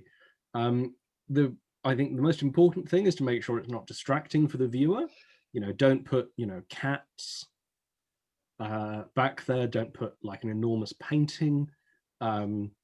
What you want is something that means that the focus is on your face and what you're doing. If you feel happy with the Zoom background, then that's fine. If like Will, you've got a neutral background, that's absolutely fine as well.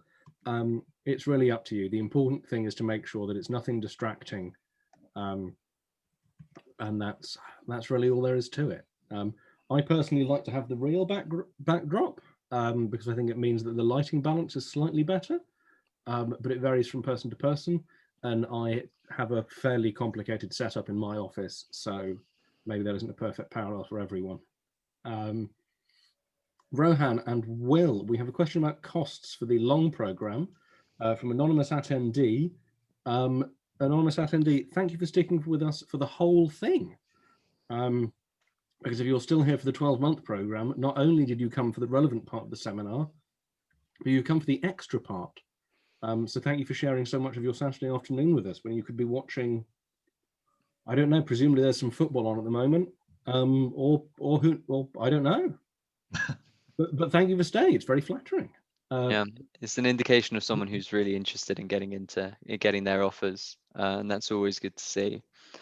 In terms of average costs, it varies enormously. That the best thing to do is to book a consultation with us. We need to get a good sense of the students, get a good sense as to what is actually going to most benefit them, where do they need the support, where are they getting support already, what's their academic background, all these different things. It takes a bit of time to understand really what the situation is.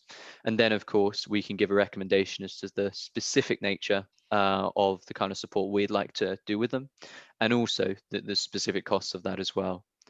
So please do book a call, book an appointment, and Matt's shown you a couple of times how to do that. Yeah, it's a bit like when parents, sometimes say, how much does private school cost? Well, it could be free and it could be up to 50 grand. So it depends on obviously what exactly your child needs. So yeah, just call us and we'll be able to give you a better estimate. Yeah, I'm wary. A lot of people come to me with what they see as a simple question and they're looking for a simple answer. And I know it can be frustrating if I say, well, hold on, I need to know more.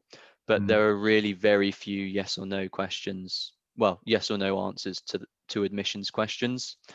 And so it does take a bit of time to understand the background. But the point of that is at the end of it, I've got a much better answer for you than if I just give you sort of a quick one based on a flurry of assumptions that I'd have to make. And well, I think we've both had students we've spoken to who we've actually turned away and said, look, I don't think you need our help. Or yeah. On the flip side, look, I don't think you really have a chance, unfortunately, of getting in this year. Yeah. If you're considering applying next year, then we may be able to do something. So ultimately, we have to be very open and transparent. One, because we have your best interest at heart, and also two, because we have our own interest at heart. We want to make sure our success rates continue to improve rather than decline. Yeah, I mean, as far as yes or no questions go, well, you must be thinking of the popular American game show Jeopardy. But moving on from that, Lee, I'm going to stick with that as a name, asks, and this is one for you, Rohan, because I know this is a particular preference of yours. They ask, is my BMAT essay something that could come up in my Cambridge interview? Yes, depends on your interviewer. So one of the interviews at my colleges actually was the guy, was the late Roger Carpenter. He actually wrote the BMAT. So he loved bringing up the essays. Again, it depends on your interviewer. General advice we give to our students on our programs is as soon as you walk out of the BMAT, write down which essay question you answered and what exactly your main points were. Essentially, that gives you a better understanding, and then revise that before you walk into your interview. So yes, BMAT essay is very fair game.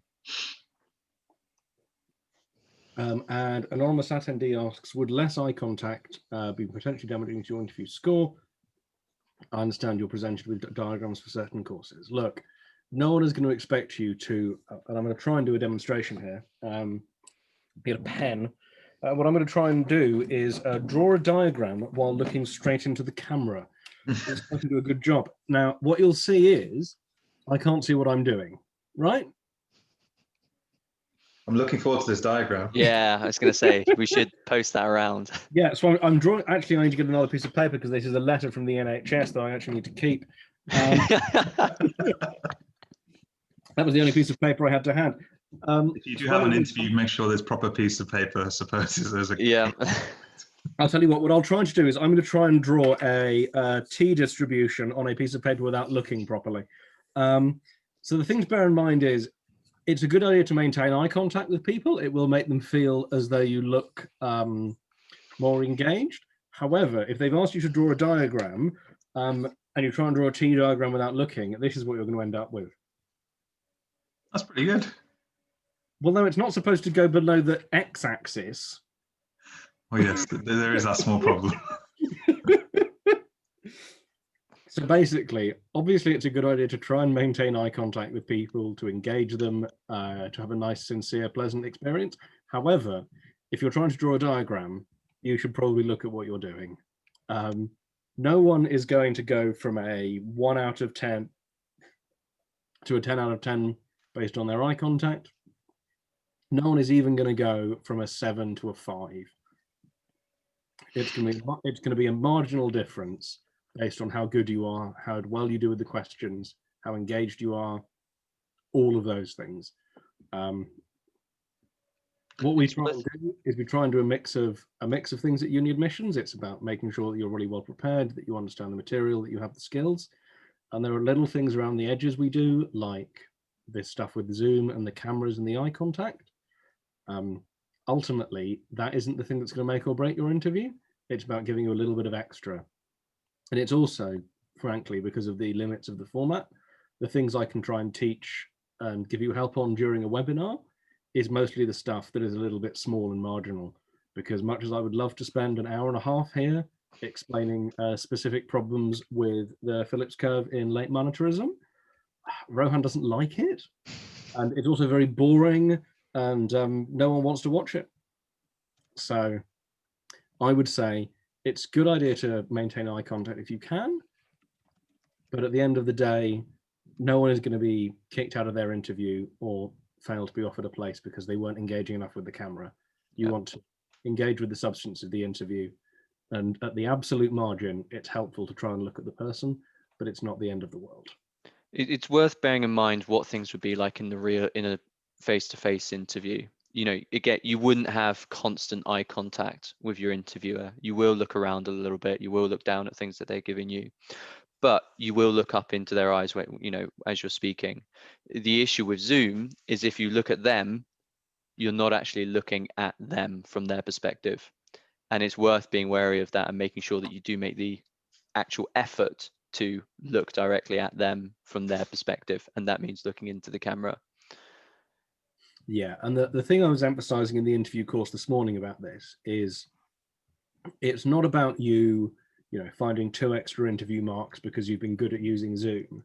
It's about you feeling at ease. It's about you feeling confident and being able to do the real important work.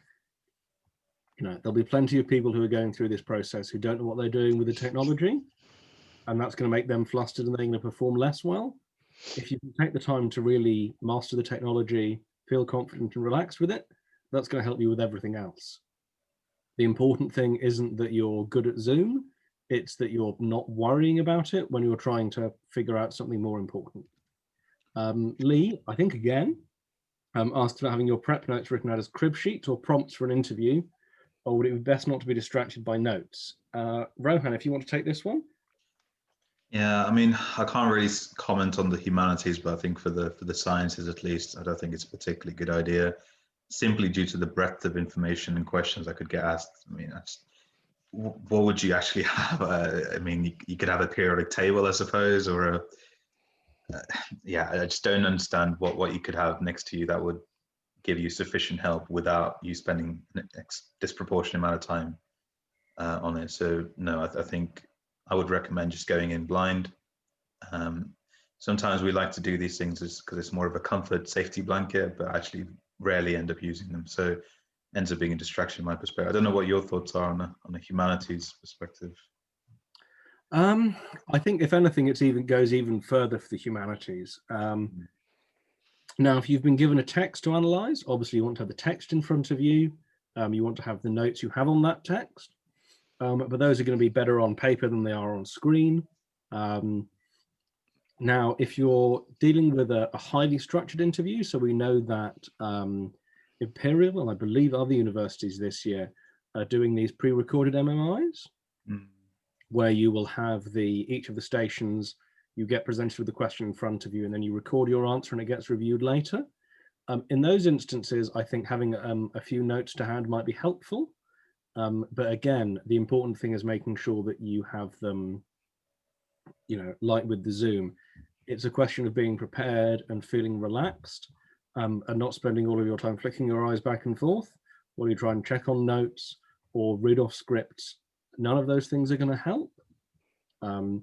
So I think the short answer is, unless the interview is about a specific piece of text that you're working with notes from, I don't think it's going to necessarily be helpful, because the amount of time and effort you're going to spend scrolling through the notes is going to distract you from what you're doing and is going to make things harder rather than easier. After all, these are tests of reasoning and consideration, not tests of knowledge. And so scrolling through a bunch of notes of knowledge isn't necessarily going to give you the edge. Okay, so I think we should start wrapping up because we've been going on for an hour and 40 now. Yeah, so that's all the questions we have in the Q&A section. I haven't seen any others pop up in the chat either. Now, what I wanted to emphasize, and I've said this in the chat, is obviously it's running short on time if your interview is in the next couple of weeks. We take a very clear view that if you would like help, we will try to help. That's one of the reasons we run, I think, pretty much every Saturday for the past several months. One of these webinars for often 2 hours. I like helping people, regardless of whether they come and pay for the services we provide. If you have questions, please do ask them now. We will answer them. We'll give you as much free advice as we can. Obviously, the level of help we're able to offer through the programs is much greater. But if you have a burning question, please do ask, because we're all passionate about getting people into universities, regardless of whether they've given us money or not. That's the essence of the foundation program. That's the essence of these webinars. So don't feel awkward about asking something. We will do our very best to answer in the time remaining. If we don't have any questions, we might have answered everything. I would be shocked and worried because I've been trying to convince Rohan to let me do these next year. These webinars, yeah, I think they're a great idea. Well, I enjoy doing them immensely, but if it turns out we've answered every question. It only took 6 webinars and we've answered all the questions. Well, there have been more than 6. Sorry, yeah, you're right. So we've got a question about computer science. Now, I am not a computer scientist. I mean, I've been using Windows since 3.1, but unfortunately, that isn't computer science, that's just UX. So what I can tell you is that computer science, if you've got a computer science interview, I'm presuming for Cambridge, that is a fantastic achievement. That is, I believe this year, or at least last year, the most competitive subject to get an interview for. It was barely 10% of people who got to the interview stage there. So first of all, that's fantastic. Congratulations. Does anybody know anything about the computer science content in the interviews? Yeah, so without going into too much detail with the time, just remember that even if you haven't taken computer science at A-level, the majority of your interviews will focus on logic-based interviews as well as maths. It's just critical that you revise your A-level maths itself. The Oxbridge interview guide that we've published has at least 50 questions that have come up in previous past interview computer science interviews. So please do grab a copy of that. You can order one on Amazon, on Kindle, or alternatively, it's likely your school has a library which you have available. We don't really have time to go into how to help with various subjects. The key 3 principles to remember is 1, revise; 2, get a copy of a list of Oxbridge interview questions either on a website or in a book; and 3, really make sure you go through some mock interviews. If you still feel like you need help, then please do contact us. But again, we are extremely busy at this time of year for interview prep. Fab. Thanks, Rohan. I'm going to take one final question from Marina David, who asks tips for an English interview at Cambridge. So Cambridge English, rather, is slightly more theoretically focused than Oxford English. And so try to think about the broader philosophical and political questions that are raised by the material you're looking at in that interview. So if you're looking at questions of gender, questions of identity, questions of power, all of those are going to be things that are going to be particularly relevant in that context. So I really recommend looking at those. But again, we have a book on the ELAT, the English Language Literature Admissions Test, which I really recommend. Again, you can pick it up in Amazon, you can pick it up in Kindle, and that's a really good read in the coming days before that. That'll give you a lot of tools. And that was lead authored by a good friend of mine, Jenny Harris, who has a PhD in English from Cambridge, and was also part of the University Challenge winning team back, I think, in 2010. So she really knows her stuff, and that's a really good book I'm really proud to have worked on. And we've got a couple of other questions I'm just going to grab. Questions about GCSE results, which I'm just going to quickly address. So the GCSE results, the requirement there isn't necessarily any requirement for any particular course for GCSEs. We're more than happy to advise you if you get in touch directly about broad averages. But the important thing about the GCSEs is that they are a prediction of your A-level grades. And so it's just a case of making sure you've got GCSEs that are indicative of success at A-level. We're more than happy to help with that, depending on the universities, but the real trick for almost all of them, well, for everywhere but Cambridge, basically, is going to be the LNAT score, and that's something we can really help prepare for, and that will have a bigger impact than your GCSE results in most cases. But I say, Marion, you've also asked about our specific requirements. Again, it's worth getting in touch directly. It's really a case-by-case basis. So please do get in touch directly. And if you're planning to apply next year, it'll be really lovely to speak to you in later in December or in January. We've got a little bit more time, so we're not worrying about the interviews, and we can really go in detail into your needs.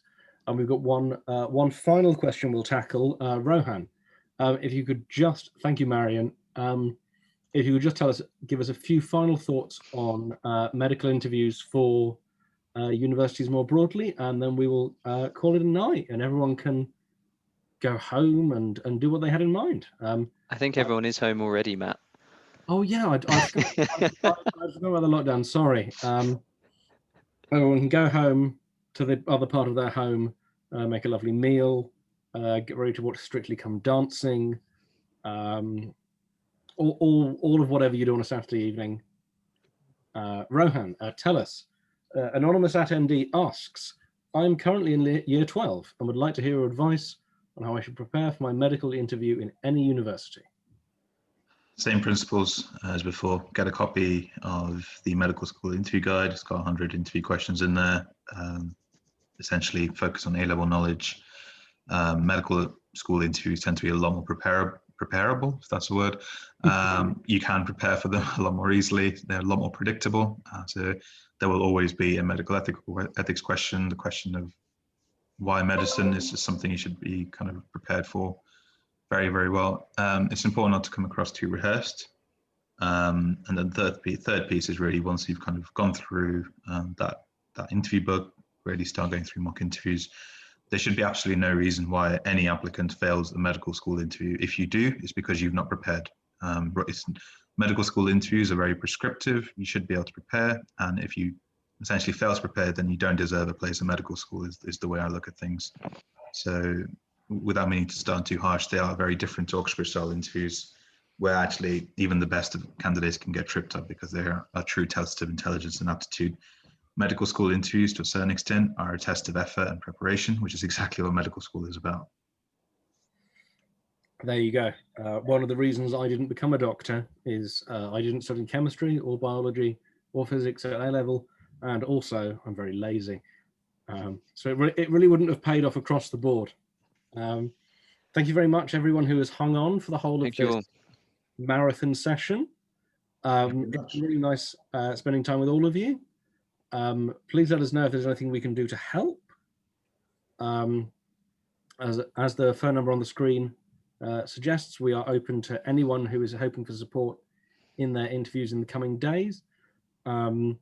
Obviously, come Christmas, it will all be too late unless you're applying to UCL or Imperial or other medical schools. Again, please do get in touch so we can help. And for those of you who have hung on unbelievably long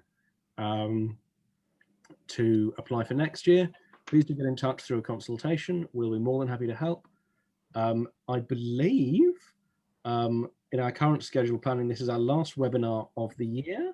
I don't think we're doing one next week. No, I don't think so either. No, no one does. So thank you very much for coming. We really enjoy doing these. We think they're really valuable and worthwhile. Please leave us feedback on Trustpilot if you agree. And we will be returning to these with more discussion of our long-term programs for students applying in October of 2021 in the new year. So in the meantime, happy Christmas for 3 weeks' time. Happy Hanukkah for 1 week's time. Happy Kwanzaa, which I believe is coming up, and any other relevant religious festivals to your tastes. Say goodbye, Will. Goodbye, everyone. It's been really fun hosting these, and hopefully they've been helpful. Thanks for coming along. And yeah, maybe we'll see a few of you next year. Okay. Say goodbye, Rohan. Good afternoon, everyone. And have a good evening. And that's goodbye from me. Goodbye. Have a lovely weekend, everyone. Goodbye.